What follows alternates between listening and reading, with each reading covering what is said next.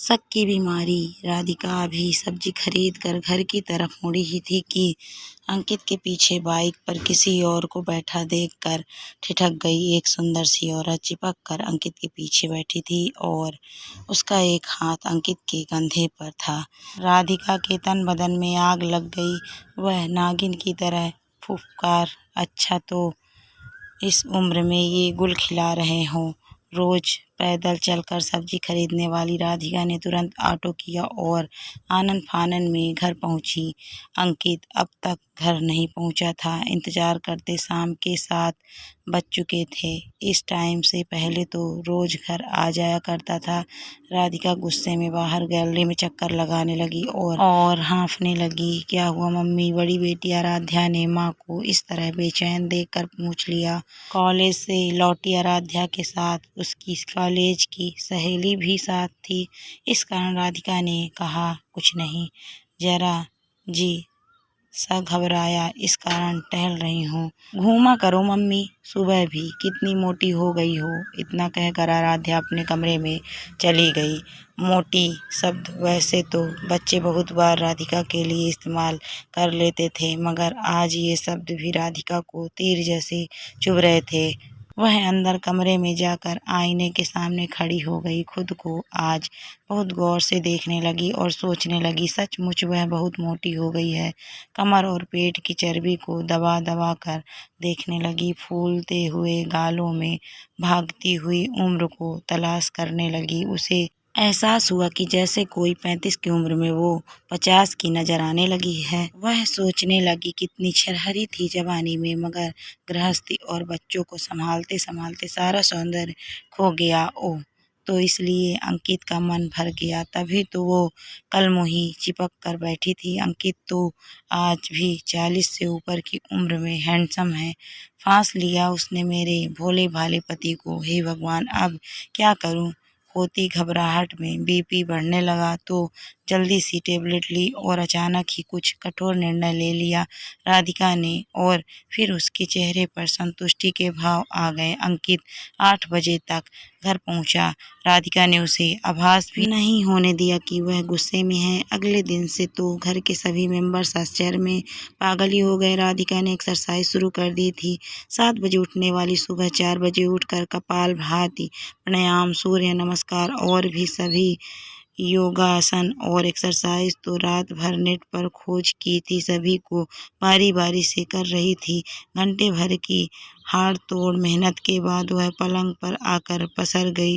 हाथ पैर सहित पूरा शरीर दुखने लगा था। कुछ देर में बुखार ने ऐसा जोर पकड़ा कि शरीर भी सूझने लगा। हालत गंभीर होते देख बड़ी बेटी आराध्या ने पिता अंकित को फोन किया और राधिका को लेकर परिवार वाले अस्पताल भागे।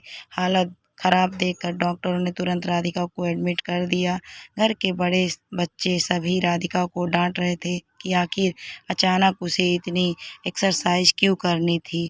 अब भीगी आंखें लिए राधिका कहीं भी तो क्या किसी से कि उसका मोटापा, उसका वर्षों का प्यार, उसकी खुशियाँ, उसका पति अंकित उससे छीन रहा था। सभी घर वाले राधिका को डांट रहे थे कि क्या जरूरत थी एक साथ इतना सब करने की। बेचारी राधिका अब काहे भी तो क्या कहे, कैसे कहे कि अंकित बदल गया। उसका प्यार, उसकी खुशी, उसका संसार, उसका पति अब किसी जवान स्लिम सी लड़की के साथ अफेयर कैसे बताए कि इस घर में उसकी सौतन आने वाली है। उसी से इस घर को बचाने के लिए वो खुद को स्लिम कर रही थी ताकि उसका पति परमेश्वर अंकित उस चुड़ैल तो क्या किसी और की तरफ ना ताकि। इधर अंकित भी ऑफिस से छुट्टी लेकर अस्पताल आ गया था, लेकिन उसने राधिका को जरा भी नहीं डांटा। सब घर के लोग धीरे धीरे वापस चले गए। बस अंकित और राधिका ही बचे थे अस्पताल में। तब ने पूछा, परेशान दिख रही हो, कल रात से ही क्या बात है? राधिका ने कोई जवाब नहीं दिया, बस मुंह फेर लिया। शरीर अब भी तवे की तरह तप रहा था। राधिका का अंकित ने कोई बहस नहीं की।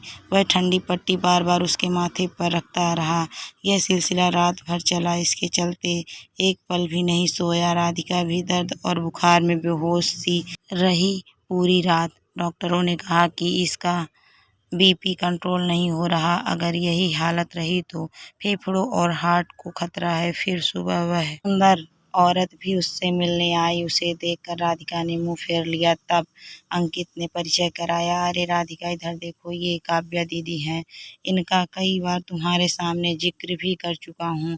2 दिन पहले ही इनका ट्रांसफ़र मेरे ऑफिस में हुआ है। कल दीदी ने ज्वाइन किया, कल ही सामान भी शिफ्ट किया हमारे पास वाली कॉलोनी में। शाम को चाय पर बुलाया था दीदी ने हमें परिवार सहित, मगर तुम्हारी तबीयत राधिका तो यह सुनकर शर्म के मारे जैसे धरती में समा गई। उफ, कितनी पागल और मूर्ख हूँ मैं।